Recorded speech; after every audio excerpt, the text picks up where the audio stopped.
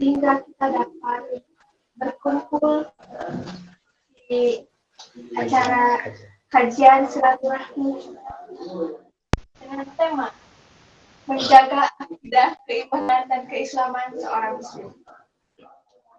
Salawat beserta salam semoga tercurah limpahkan kepada baginda Nabi kita yakni Nabi Muhammad sallallahu alaihi wasallam. Tak lupa juga kepada para sahabatnya, para tabi'in, tabi'at, serta kepada kita sebagai umat. Sebelum ke acara ini, perkenalkan saya Santi Heliani sebagai moderator. Dan untuk mengefisiensikan waktu, mari kita bacakan susunan acara. Yang pertama, pembukaan. Yang kedua, penyampaian materi. Yang ketiga, doa serta acara yang pertama yaitu pembukaan. Marilah kita buka acara ini dengan pembacaan basmalah bersama-sama. Bismillahirrahmanirrahim. Acara yang kedua yaitu penyampaian materi yang akan disampaikan oleh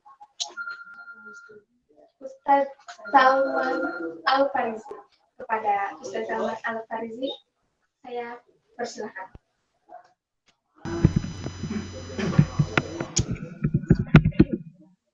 Bismillahirrahmanirrahim. Assalamualaikum warahmatullahi wabarakatuh. Waalaikumsalam warahmatullahi wabarakatuh.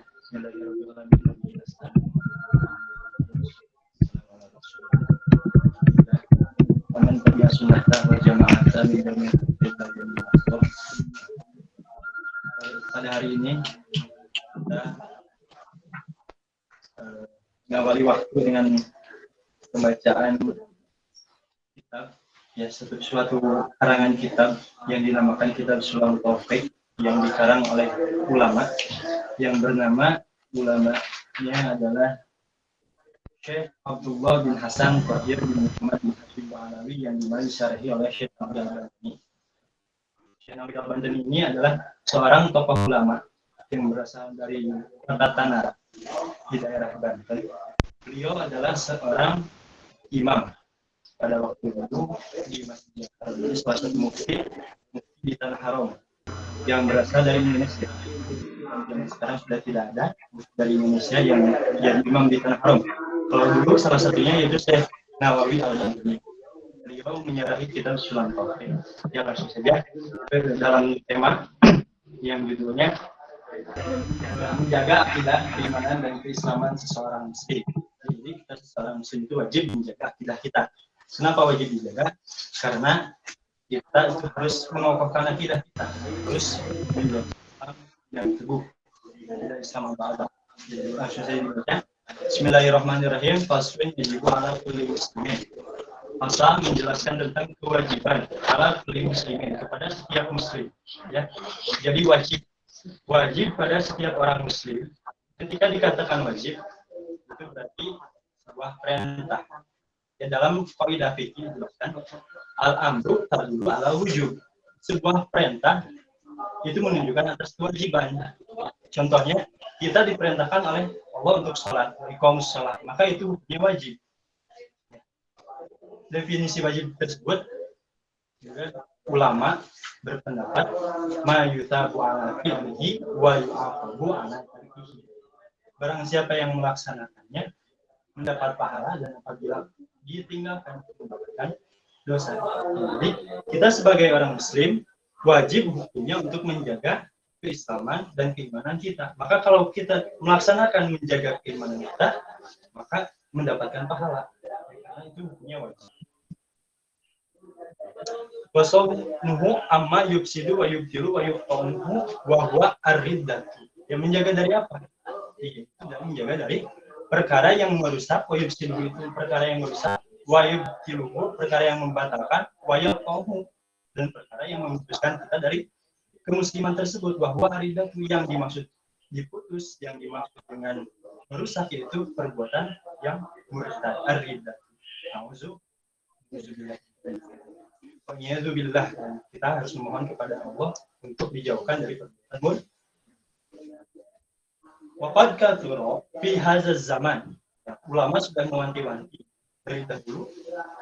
Waqad katsura fi hadzal zaman, telah banyak pada zaman sekarang at-tasahhul itu melecehkan atau menggampangkan fil kalami dalam ucapannya, hatta anahu yakhruju min ba'dihim, sehingga perkataannya yakhruju min ba'dihim dari beberapa lafaznya. Jadi perkataannya itu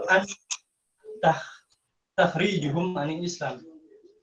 Baik ucapan dalam kalimat banyak, baik ucapan dalam kalimat sedikit itu mengeluarkannya dari agama Islam. Alhamdulillah. Wala yarawna dzalika dan mereka tidak mengetahui bahwa itu adalah perbuatan dosa. Jadi zaman sekarang itu banyak orang-orang yang tidak mengetahui bahwa itu adalah ucapan yang menyebabkan dia murtad, ucapan yang menyebabkan dia mendapatkan dosa besar. Angkau ini waridatu salah satu aksami, pembagian murtad yang kita bagi, ulama membagi murtad ke dalam 3 tingkatan. Yang pertama aksamul i'tiqad. Yang pertama adalah murtad i'tiqad. Murtad i'tiqad itu apa? Nanti dijelaskan di selanjutnya. Yang kedua wa'af'alun, murtad perbuatan. Yang ketiga wa'af'alun, murtad ucapan. Jadi murtad itu terbagi 3. Yang pertama murtad i'tiqad atau keyakinan. Yang kedua murtad af'al, perbuatan. Yang ketiga murtad aqwal. Aqwal itu adalah ucapan. Wa kullu qismin yatasa'u syu'ban katsiran. Setiap bagian-bagian tersebut mempunyai beberapa cabang. Faminal awali asyaku fillah. Yang pertama adalah cabang yang pertama yaitu tentang murtad i'tiqad. Yang pertama adalah asyaku fillah. Mang-mang akan adanya Allah. Jadi seseorang ketika mang-mang adanya Allah, maka dia termasuk orang yang murtad. Seseorang itu berpendapat seperti ini, Allah itu ada atau tidak ya? Berarti dia termasuk orang yang mang-mang. Ya, mang-mang itu was-was akan adanya Allah atau tidak. Ya. Padahal Allah itu memiliki sifat yang bernama sifat wujud. Wujud itu adalah artinya ada. Ketika orang mang-mang akan sifat yang dimiliki Allah, maka orang tersebut diimami orang yang karena mang-mang akan adanya Allah. Sifat wujudnya Allah itu apa buktinya kalau Allah itu ada? Adanya ciptaannya, adanya makhluknya. Adil wujud makhluk. Jadi ketika Allah itu ada, ketika ciptaannya itu ada, maka otomatis ada yang menciptakan. Ada makhluk, ada khalik. Makhluk itu yang diciptakan, khalik itu yang menciptakan. Siapa yang menciptakan adalah Allah. Fi rasulihi atau mang-mang terhadap rasulnya. Jadi mang-mang akan adanya rasul. Yang kita ketahui rasul itu ada berapa? Ada 20, ada 25 yang wajib kita ketahui dalam kitab apa namanya itu akidah awam. Ada menulis dan seterusnya. Jadi wajib yang kita ketahui itu ada 25.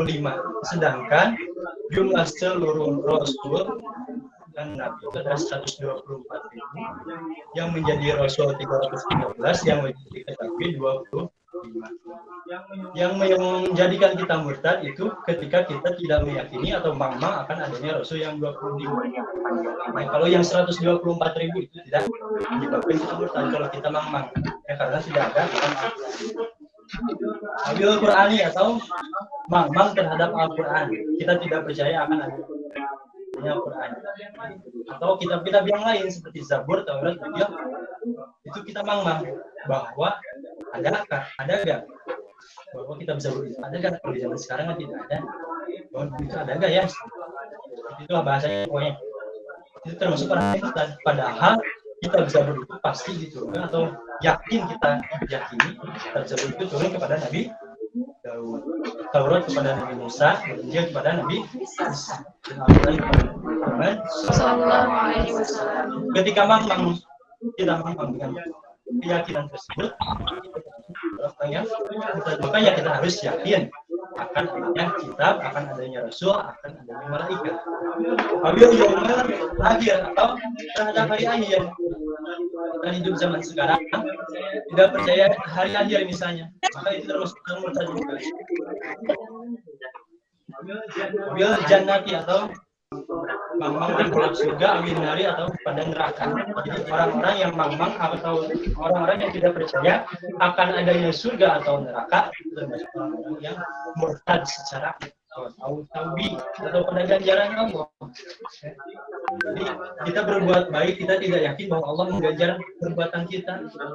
Padahal dalam hadis dikatakan apabila orang berbuat baik walaupun sebiji gandum itu diganjar oleh kita memang tidak yakin bahwa Allah lah yang mengganjar, maka kita termasuk orang-orang itu. Awil ikobil nawi dzalika mimma huwa majmu'un alaih. Awil itiqahi faqad sifati min sifatillah atau yakin tidak adanya sifat pada dirinya Allah. Maksudnya sifat Allah yang telah diluruskan atau yang telah disepakati oleh ulama, kita tidak yakin dengan adanya sifat tersebut. Kal ilmi kayak sifat beru itu mengetahui, sifat mengetahui atau maha alimnya Allah. Kita tidak yakin bahwa Allah itu mengetahui, maka kita harus orang-orang kita harus yakin apa yang disepakati oleh ulama. Kalau ulama telah menyepakati hal tersebut, maka ulama tersebut akan melalui beberapa proses yang berijtihad, maka kita harus mengikutinya, harus yakin.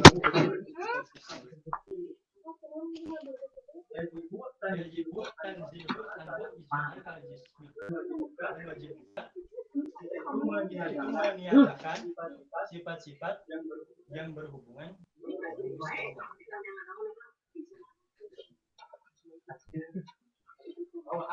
muharraman bil ijma'i makluman. Salah satu yang murtad juga adalah menghalalkan perkara yang haram. Jadi perkara yang haram kita halalkan. Itu termasuk dalam murtad itikad. Bil ijma'i makluman min ad-dini bid darurati bima la yafa'ali kazina, seperti zina itu perbuatannya haram kita halalkan, ya berarti kita berubah hukum syara, ya yang asalnya haram kita haramkan, maka kita termasuk orang-orang yang dalam golongan murtad itikad. Wal liwat wal qitali wasyariki, apalagi liwat itu adalah perbuatan yang dimana berhubungan suami istri dari arah belakang, itu yang dikatakan liwat. Kita membunuh wasyarikati dan maling. Ketika kita meyakinkan perbuatan yang haram seperti liwat itu ekonomi.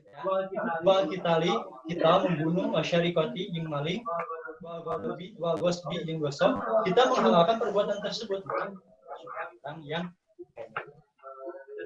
teridentifikasi murtad secara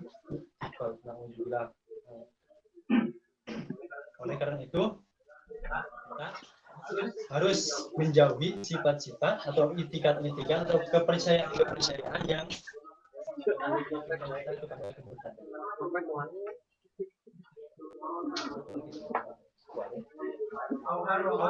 halalan kadzalik kaubaini wa nikahi, atau perkara yang haram kita halalkan. Kalau tadi perkara yang halal kita haramkan, kalau sekarang perkara yang haram kita halalkan dibalik kadzalik. Al-baik seperti jual beli, nikahi dan nikah.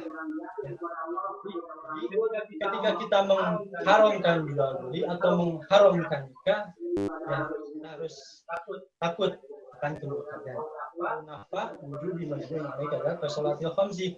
Kita mengharamkan sholat yang 5, sedangkan sholat itu adalah perintah dari Allah.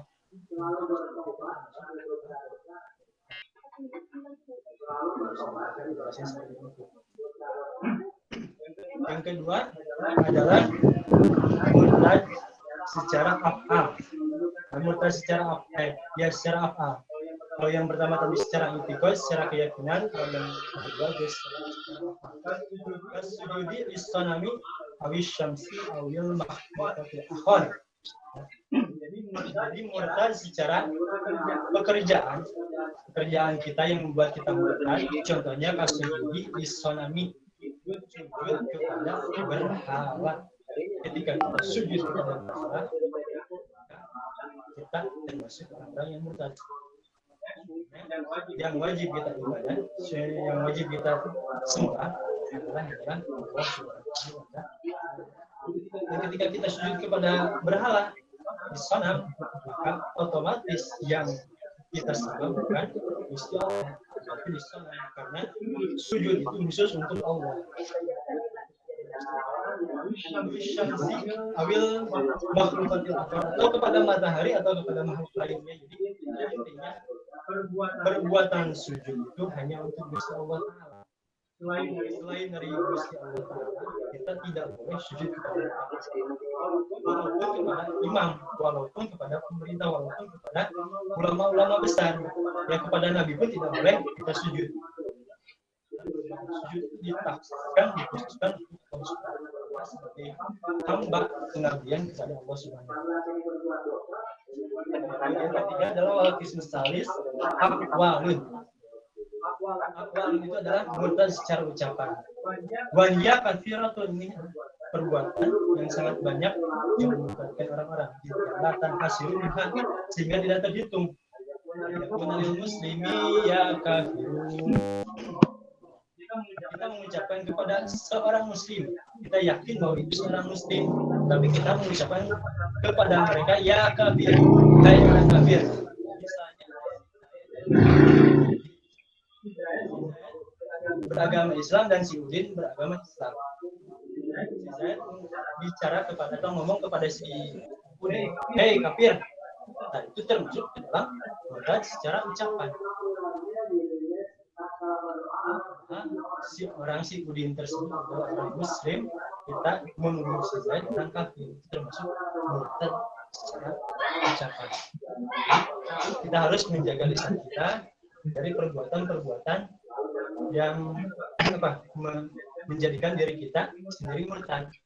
Jadi perbuatan seseorang itu bisa menjadikan seseorang tersebut menjadi kafir.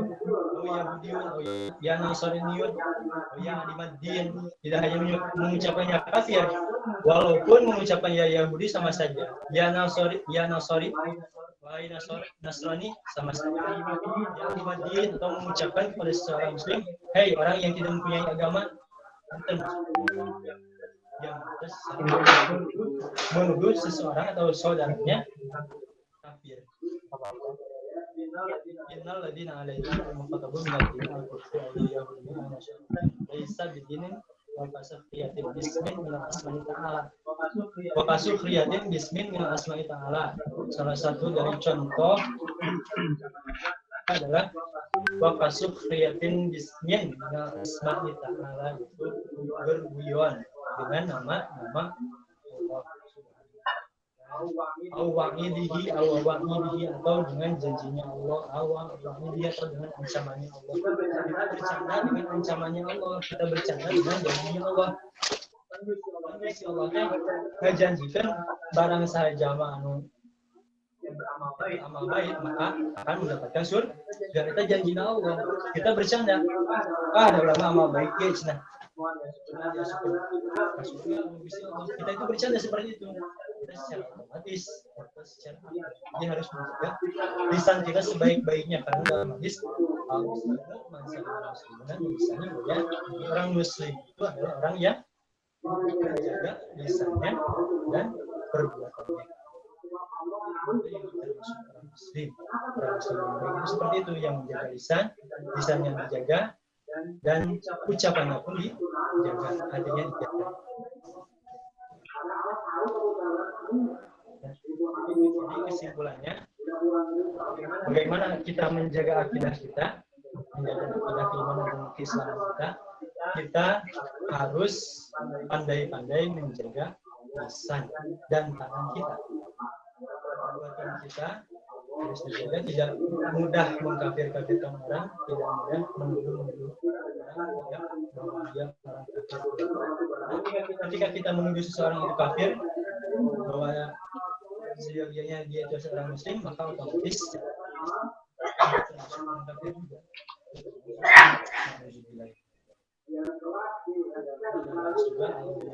Ini kabul ini syujuba dumba dong.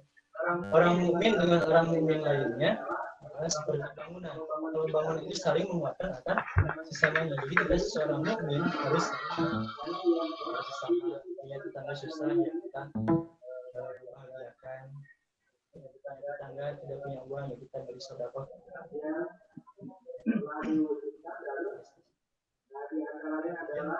Sekian dari saya, kurang lebih mohon maaf.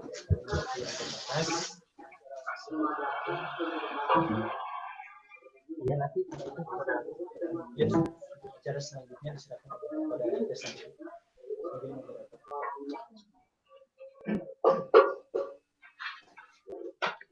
Ya, waalaikumsalam warahmatullahi wabarakatuh. Terima kasih kepada Ustaz Al-Kandil yang telah menyampaikan materinya. Selanjutnya itu ada sesi tanya jawab. Kepada pesertanya silakan tuliskan nama serta kelas dan pertanyaannya di kolom kolom chat. Silakan jika kekompakannya. Coba Ibu mau disuruh mana angka L1? Angka L1 mana caranya? Hadir, Bu. Siap hadir. Hadir, Bu. Hadir.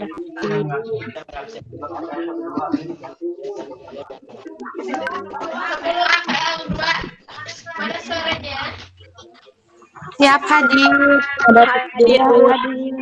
Hadir.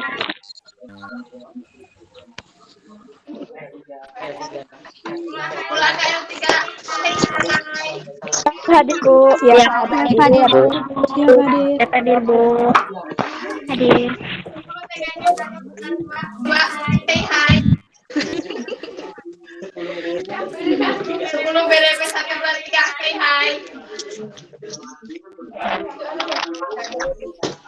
Enggak ada, ini enggak ada.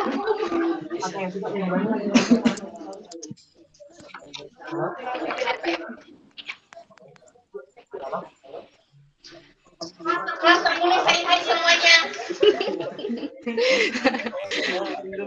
Mana? Hai. Hai.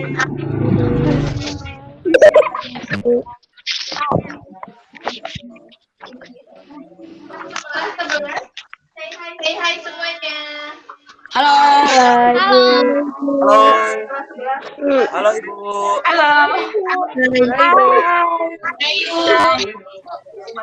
Halo, Ibu. Kelas, say hi semuanya. Amin, amin.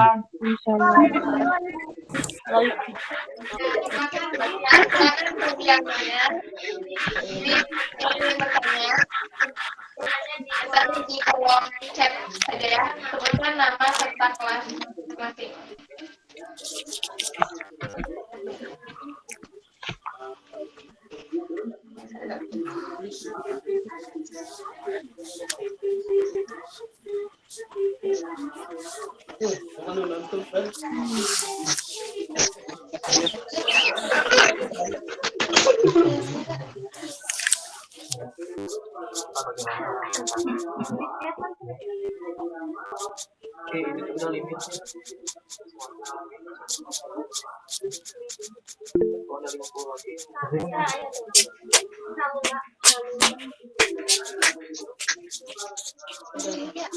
Audionya dimatiin boleh.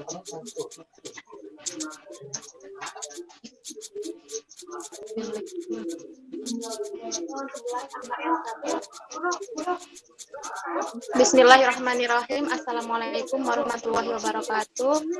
Yang pertama dari Paula Ambar Ria Amanda, kelas 11 AKL 1. Bagaimana cara agar kita istiqomah dalam memperbaiki akidah keimanan kita. Terima kasih.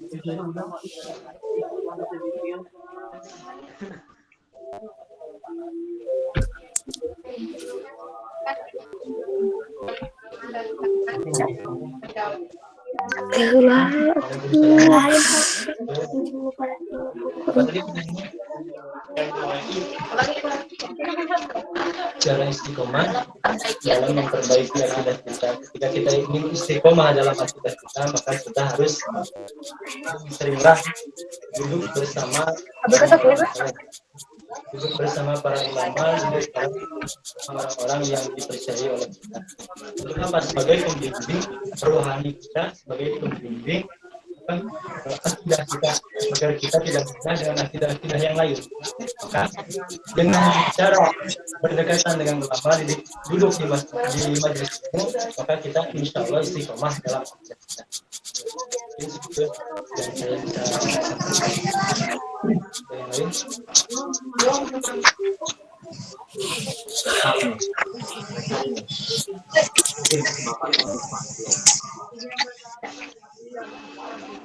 Baik, mungkin itu jawaban dari Ustadz Iman. Selanjutnya dari Silvana Marisa Yus. Kelas 10 AKL. Siap izin bertanya, kalau misalkan sudah masuk waktu sholat, tapi kita baru saja keluar haid, apakah sholatnya harus dikodok? Ketika kita masuk maka sholatnya wajib dikodok, karena kita kalau saya laki-laki, karena seorang wanita ketika masuk waktu sholat, maka kewajiban sholatnya itu sudah masuk wajib sholat. Belum sholat kita sudah datang haid, maka kewajibannya harus dikodok, kewajiban sholatnya harus dikodok.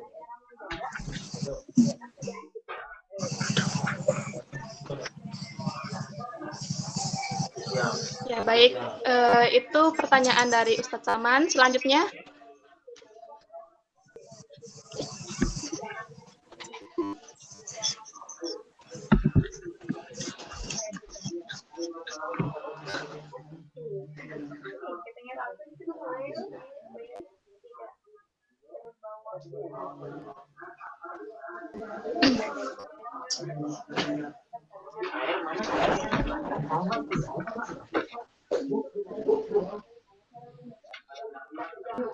silakan Kang Teh yang ingin bertanya. Ini ada. Bismillahirrahmanirrahim. Assalamualaikum warahmatullahi wabarakatuh. Izin memperkenalkan diri, nama Anissa Ramdanti Dwi Aulia dari kelas 11 AKL 3.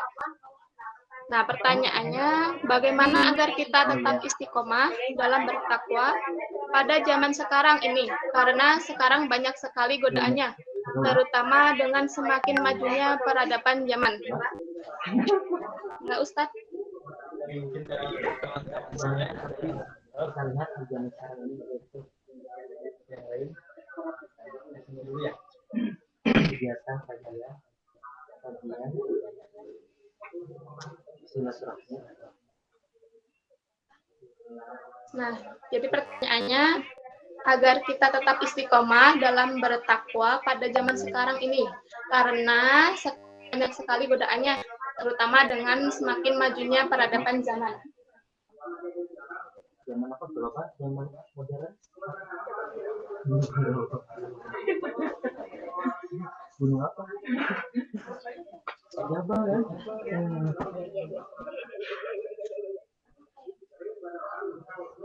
Tahun berapa itu? 12.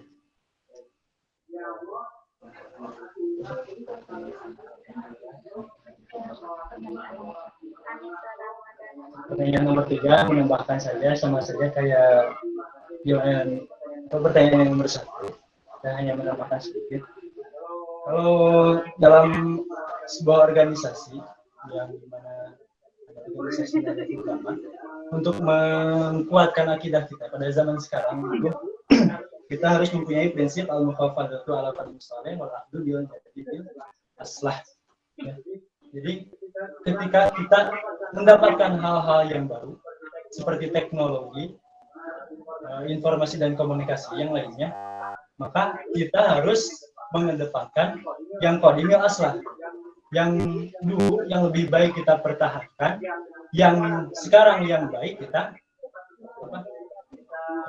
pakai, ya. Jadi yang dulu yang lebih baik daripada zaman sekarang itu dipertahankan. Kalau yang datang, yang zaman yang baru datang seperti teknologi itu, kalau berupa perbaikan berupa perbuatan yang baik, kan harus ambil. Contohnya kita mengaji kitab-kitab ulama salaf, ya, dengan menggunakan sistem online. Kan itu perpaduan antara zaman dahulu dengan zaman sekarang. Ya. Zaman dahulu itu menggunakan kitab ini, kalau sekarang menggunakan via online. Ya. Jadi nggak bisa bohong ya, dia menghadirkan jadi kan mereka langsung report, kan nggak bisa masuk, inilah coba Baik, mungkin itu jawaban dari Ustadz Salman untuk Teh Anissa ya. Nah, selanjutnya ada Khairunisa. Iya, dari Ingin bertanya, bagaimana cara menjaga akidah kita di zaman sekarang supaya tidak terbawa pergaulan bebas yang seperti kita lihat di zaman ini? Baik. Enggak?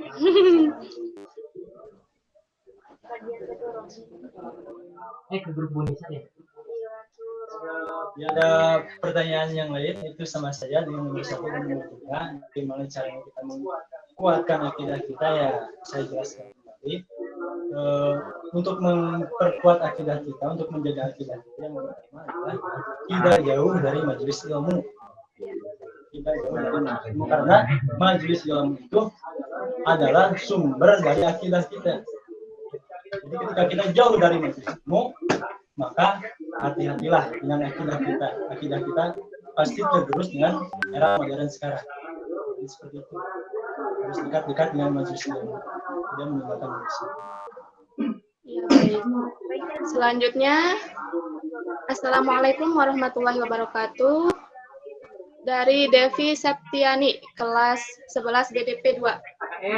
Izin bertanya, jika kita masih ada hutang kodo tahun kemarin, cara mengkodonya apakah membayar fidyah atau digandakan puasanya, atau bagaimana?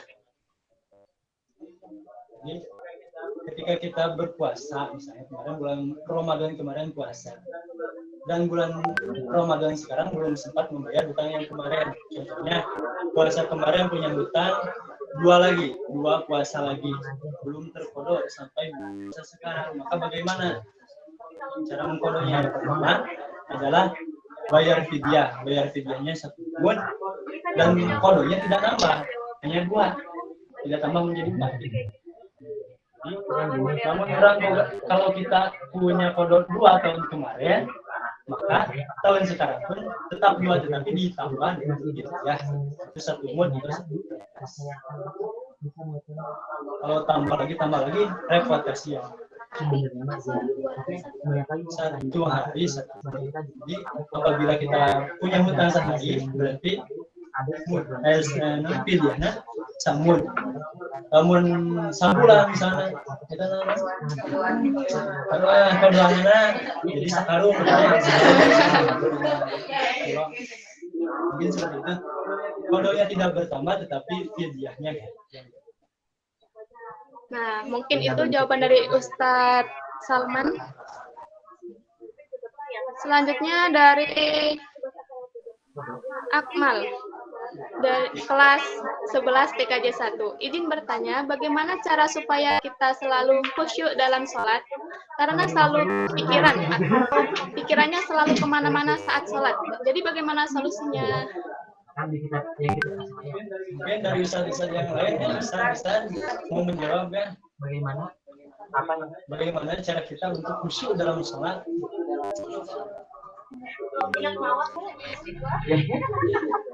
Jawab. Ada bisa aja.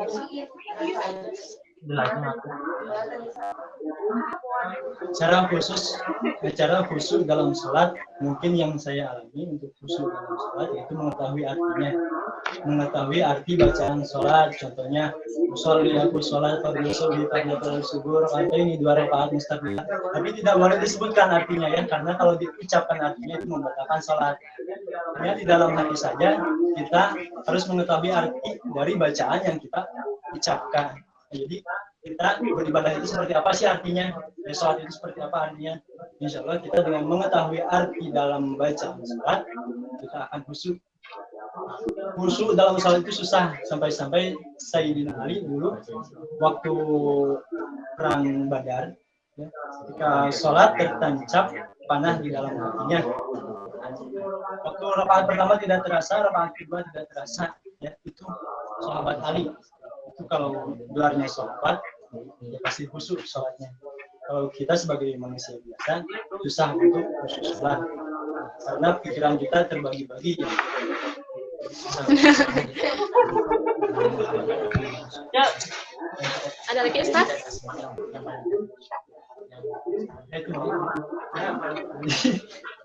Sudah Ustaz? Oke, alhamdulillah sudah kejawab ya Kang Akmal. Nah, selanjutnya dari Irena Sri Rahayu, kelas 11 AKL 3. Izin bertanya, apa dalam Al-Quran ada ayat yang mengatakan bahwa laki-laki maksimal bisa beristri 4? Sedangkan Nabi Muhammad SAW sendiri mengingkari perintah ayat tersebut karena dikatakan Nabi Muhammad mempunyai istri 9. Siap, terima kasih. Ya, jadi dikatakan bahwa orang laki-laki itu maksimal mempunyai istri 4. Panggilu atau balagon bilang misalnya masna bisa. Kenapa Nabi Muhammad kok istrinya 9? Itu sifat khususnya Nabi, ya. Jadi Nabi itu mempunyai sifat khususnya, sifat yang khusus untuk hanya Nabi. Ya, jadi Nabi itu boleh beristri berapa saja, karena itu sifat khususnya, tapi tidak boleh dituruti oleh umatnya. Tidak ada sifat pada umatnya. Jadi sifat khususnya pada Nabi.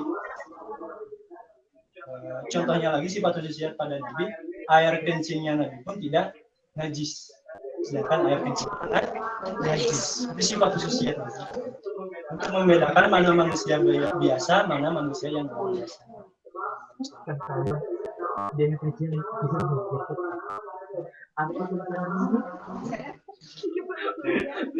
Mungkin itu jawabannya dari Ustadz Salman, Teh Irena. Selanjutnya dari Zulfi Zahra, kelas AKL 1, kelas 11 AKL 2.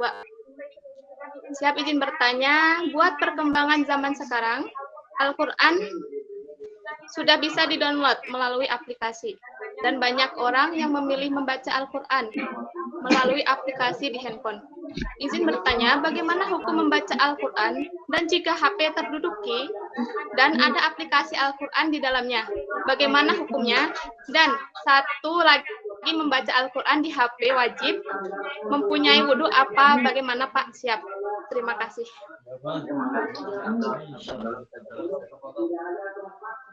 Untuk aplikasi Quran online, ketika kita membukanya maka kita harus mempunyai wudhu, karena sama saja itu termasuk mushaf.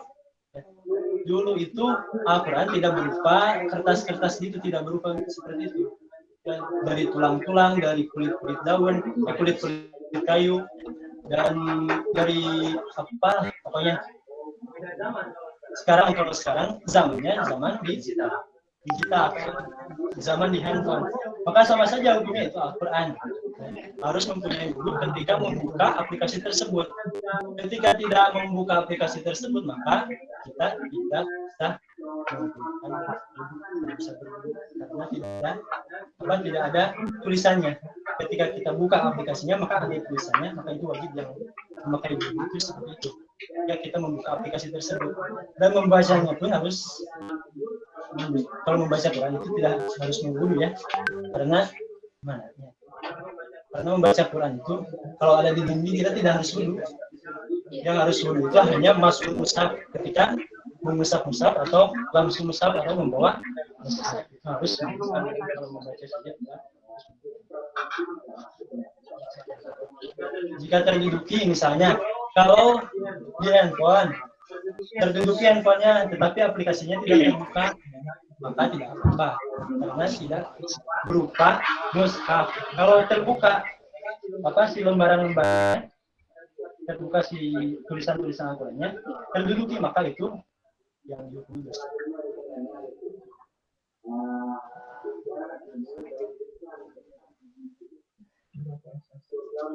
Ada tambahan yang lain?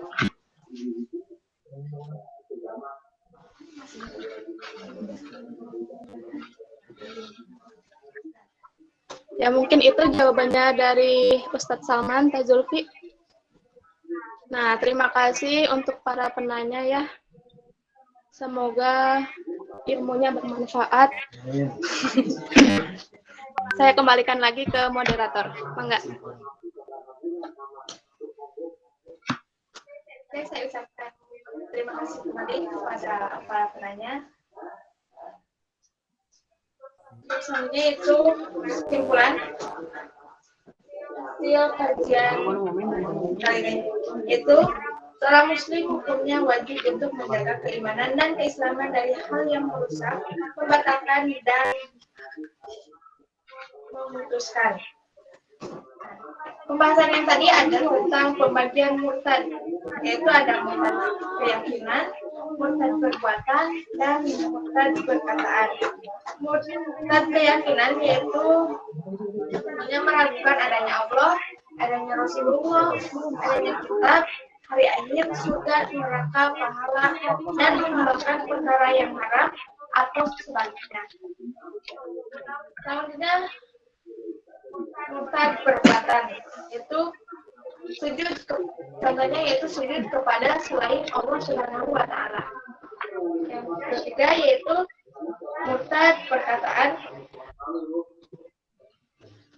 Ini yang paling banyak dilakukan oleh kita, itu misalnya menuduh orang muslim sebagai orang kafir atau sebagai orang Yahudi, orang yang tidak mempunyai agama, atau berkata dengan ancaman dan janji Allah. Mungkin hanya sekian yang kami sampaikan. Mohon maaf bila banyak kesalahan, karena kita juga masih dalam tahap belajar. Semoga ilmu yang kita sampaikan dapat bermanfaat bagi kita semua. Amin. Cara selanjutnya yaitu doa serta menutup.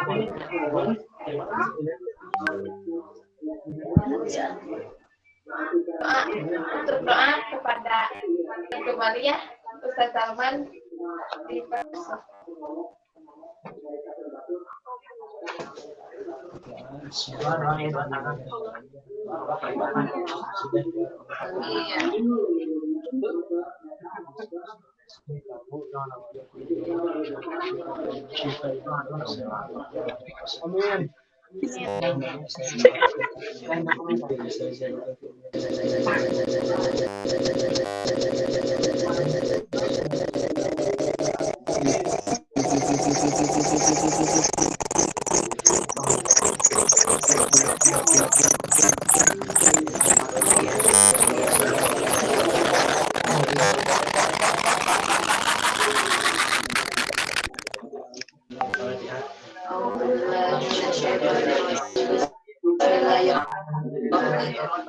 Amin.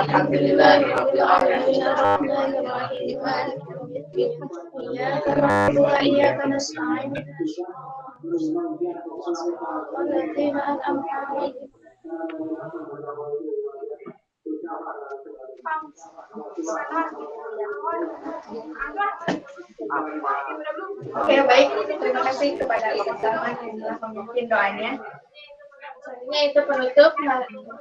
Sebelum penutup, Saya Santi Heliani sebagai moderator mengucapkan terima kasih kepada teman-teman semua yang telah berpartisipasi ikut dalam kajian hari ini. Apanya? Untuk kita Ini. untuk acara kali ini kita tutup dengan pembacaan hamdalah bersama-sama. Assalamualaikum warahmatullahi wabarakatuh.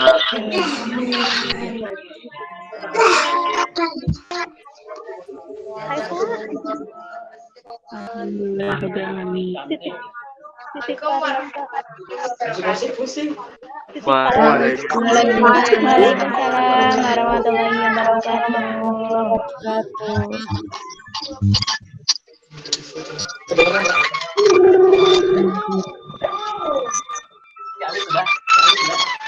Akbar gay.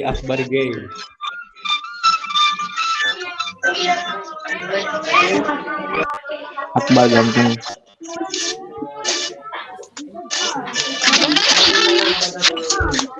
Akbar RPL 1 ganteng.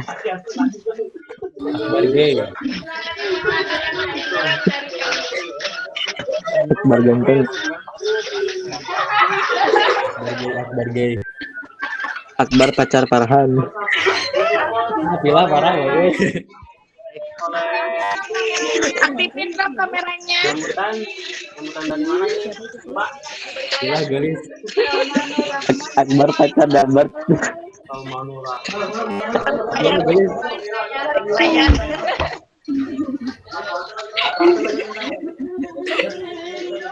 Tuh banyak dan wali kelasnya. Hai, mana tengah bahasa Inggris, Pak? Caca.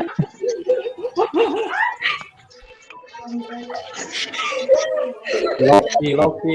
Mana ibu itu yang ngajakin orang kita tahu?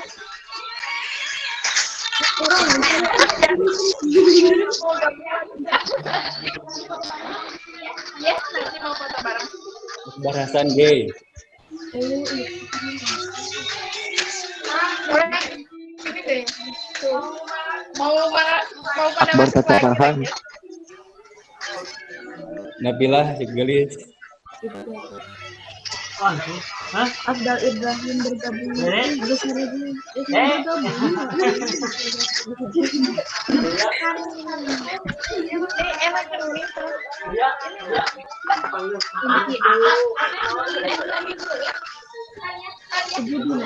Enak ini tuh.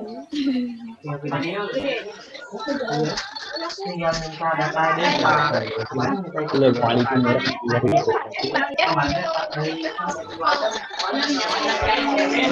Al-Mukarram Jabat. Kopi nama di laptopnya hari. Punya laptop anak apa sih? Ada di laptopnya. Halo sama.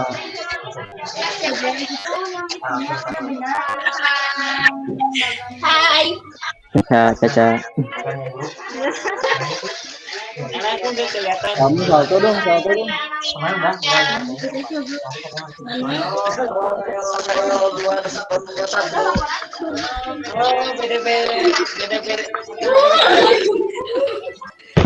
RPL tuh bakalan siapa nih?